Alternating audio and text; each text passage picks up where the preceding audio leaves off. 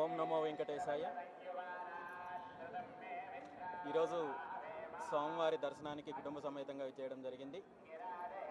రాష్ట్రానికి, రాష్ట్ర ప్రజలకు అందరికీ మంచి జరగాలి, దేశం సుభిక్షంగా ఉండాలి, అదేవిధంగా రాష్ట్రంలో ఇప్పుడున్న విపత్తుల నుండి తొందరగా రాష్ట్రం బయటపడాలని చెప్పి మనస్ఫూర్తిగా స్వామివారిని కోరుకున్నాం.